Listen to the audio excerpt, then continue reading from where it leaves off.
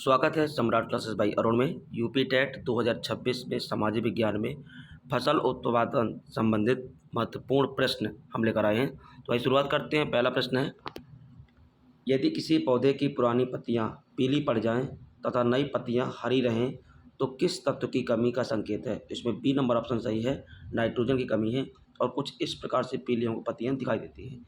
इसमें निष्कर्ष की बात करें तो नाइट्रोजन तत्व की कमी होने पर पुरानी पत्तियां पीली पड़ जाती हैं जबकि नई पत्तियां समान रूप से हरी रहती हैं। नाइट्रोजन एक जल तत्व है, इसको मोबाइल न्यूट्रिएंट भी बोलते हैं, इसलिए पौधा इसकी कमी की पूर्ति के लिए इसे पुरानी पत्तियों से नई पत्तियों में स्थानांतरित कर देता है। इस कारण पुरानी पत्तियों में क्लोरोफिल का निर्माण कम हो जाता है और वे पीली दिखाई देने लगती हैं।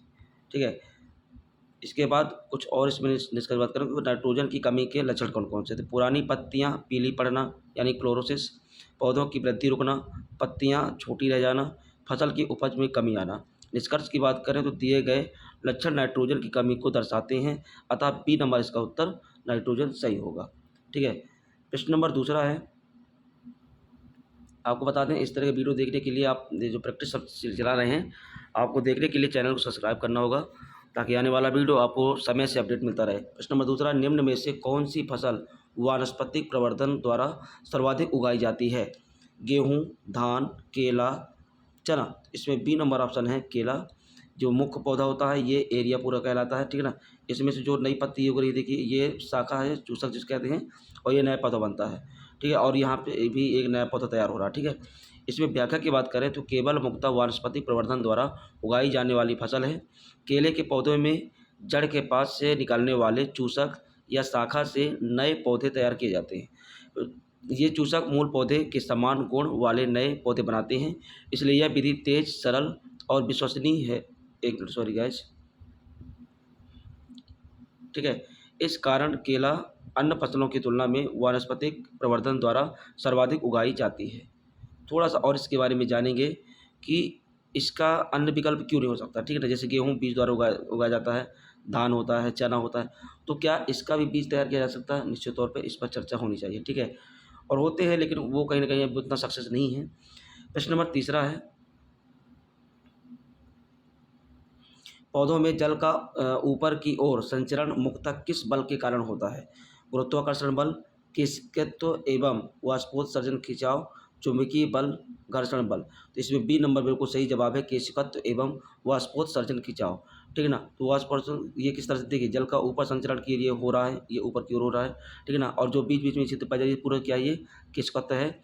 और ये जो आपको प्रक्रिया दिख रही है वाष्पोत्सर्जन ये खिंचाव की, ये प्रक्रिया दिख रही है, ये क्या कहलाएगी? वाष्पोत्सर्जन खिंचाव कहलाएगा। ठीक है ना, इसकी व्याख्या की बात करें तो पौधों में जल जड़ों द्वारा अवशोषित होकर जाइलम, ठीक है, जाइलम वाहिकाओं से होते हुए पत्तियों तक पहुंचता है। पत्तियों से जल का वाष्पीकरण वाष्पोत्सर्जन जिससे एक खिंचाव उत्पन्न होता है जो जल को ऊपर की ओर खींचता है।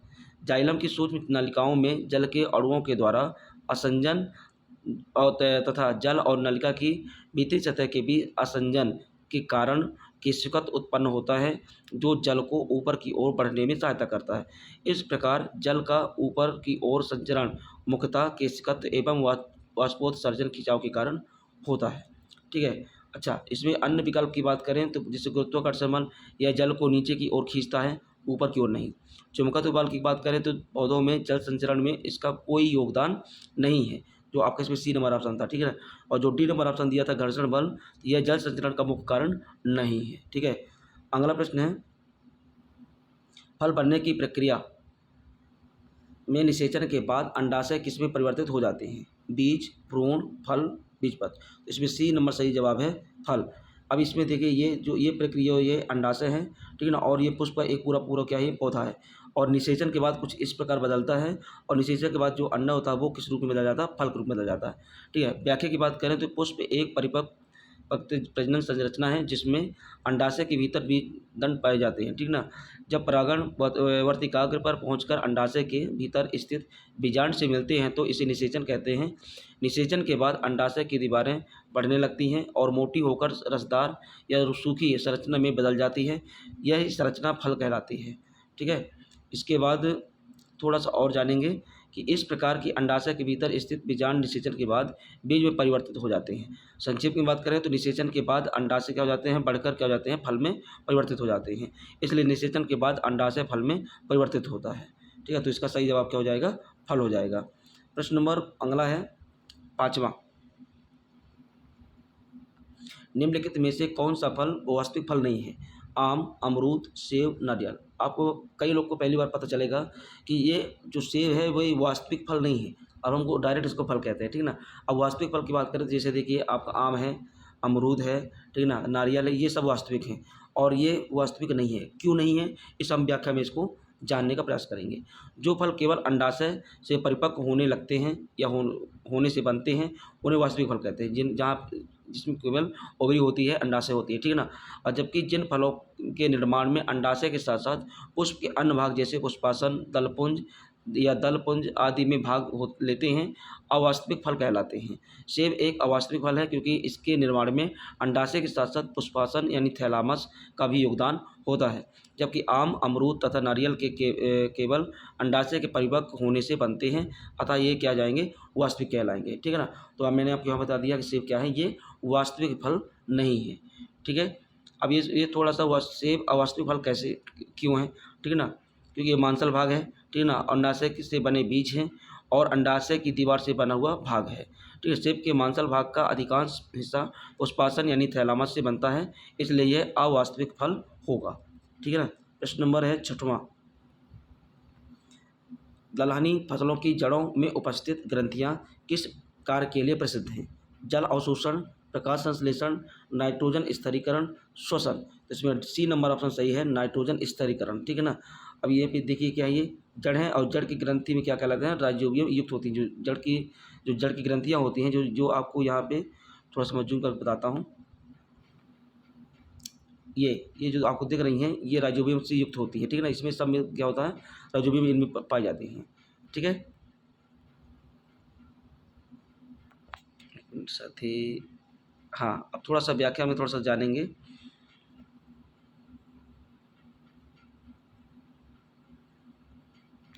दलहनी फसलों जैसे मूंग, मसूर, चना, अरहर, सोयाबीन जड़ों में छोटी छोटी ग्रंथियां पाई जाती हैं जिन्हें जड़ ग्रंथियां या न्योडुल्स कहते हैं। इन ग्रंथियों में राइजोबियम नामक जीवाणु रहता है। ये जीवाणु वायुमंडल की मुक्त नाइट्रोजन को लेकर उसे पौधों के लिए उपयोगी रूप में अमोनिया या नाइट्रेट में परिवर्तित करते हैं। इस प्रक्रिया को नाइट्रोजन स्थिरीकरण भी कहते हैं। कई बार एग्जाम में पूछा गया है नाइट्रोजन स्थिरीकरण क्या है ना। तो नाइट्रोजन करण जो स्थिरीकरण होती है, ये प्रक्रिया कहलाती है। कई बार पेपर में पूछा गया है। इस प्रकार ग्रंथियाँ मिट्टी में क्या करती है, उर्वरता बढ़ाती है मिट्टी की और पौधों में क्या होता है, वृद्धि में सहायक होती है। अब जो अन्न विकल्प है जैसे जल अवशोषण यह कार्य मूल जड़ों के रेशेदार भाग करते हैं, ना कि ग्रंथियाँ करती हैं। ठीक है ना। यानी ग्रंथियाँ नहीं करती हैं, क्या करती है, इसमें मूल जड़ों का क्या करते हैं, रेशेदार भाग करते हैं। जो बी नंबर ऑप्शन है प्रकाश संश्लेषण यह केवल हरित भागों यानी पत्तियों में होता है, जड़ों की ग्रंथियों में इसमें भाग नहीं रहती है। ठीक है ना। और जो चौथा नंबर है श्वसन, तो श्वसन यह सभी जीवित कोशिकाओं में होता है, परंतु ग्रंथियों का विशेष कार्य नाइट्रोजन स्थिरीकरण के कारण होता है। ठीक है ना। इसके बाद प्रश्न नंबर है 7वां। ये पेपर में कई बार पूछा हुआ प्रश्न है कि फलों के संरक्षण में चीनी की अधिक मात्रा मिलाने का प्रमुख उद्देश्य क्या है? रंग बढ़ाना, स्वाद बढ़ाना, सूक्ष्म जीवों की वृद्धि को रोकना, सुगंध बढ़ाना। ये गाइस ये क्वेश्चन 12वीं में दिया हुआ है, उसमें फसल उत्पादन सब्जेक्ट में दिया हुआ क्वेश्चन है और इम्पोर्टेंट क्वेश्चन है, ये कई परीक्षाओं में पूछा गया है। ठीक है ना। इसकी व्याख्या की बात करें तो चीनी एक प्राकृतिक संरक्षक का कार्य करती है। अधिक मात्रा में चीनी मिलाने से मिश्रण में पानी की उपलब्धता कम हो जाती है, जिससे उसका ऑस्मोटिक दाब बढ़ जाता है। उच्च ऑस्मोटिक दाब के कारण सूक्ष्मजीवों की कोशिकाओं से पानी बाहर निकल आता है, जिससे उनकी वृद्धि रुक जाती है या वे नष्ट हो जाते हैं। इस प्रकार फल लंबे समय तक खराब नहीं होते और सुरक्षित रहते हैं। ठीक है। और प्रश्न नंबर है 8वां।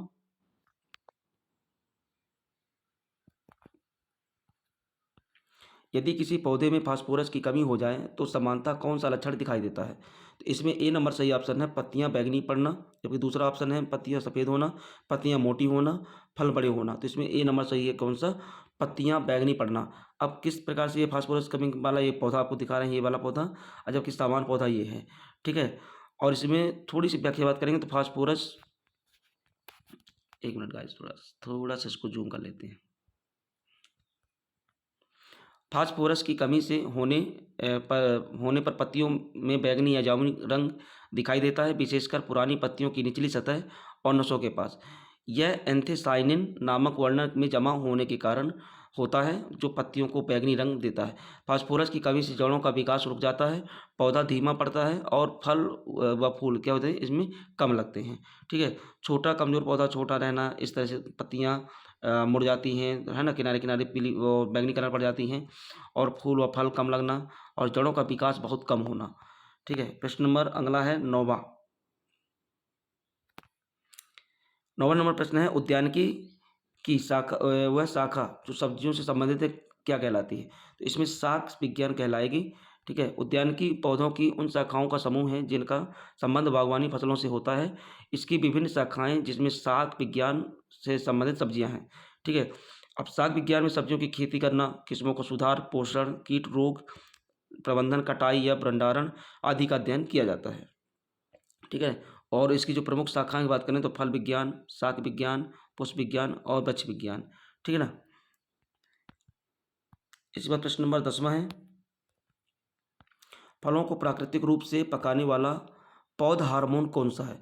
Auxin, gibberellin, ethylene, cytokinin. तो इसमें सी नंबर है एथिलीन।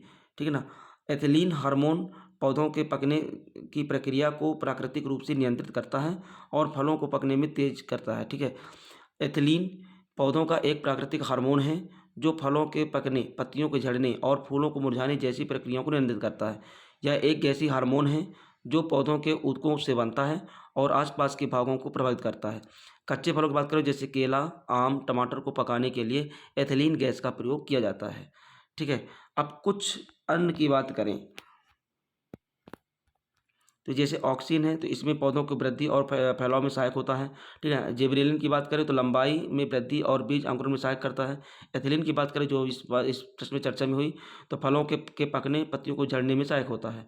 साइटोकाइनिन की बात करें तो कोशिका विभाजन और नई कलियों के विकास में सहायक है। अतः फलों को प्राकृतिक रूप से पकाने वाला हार्मोन एथिलीन होता है।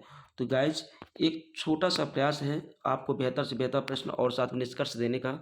ऐसे वीडियो देखने के लिए आप हमारे चैनल को सब्सक्राइब करें, शेयर करें ताकि आने वाला वीडियो आपको अपडेट रूप में मिलता रहे। धन्यवाद।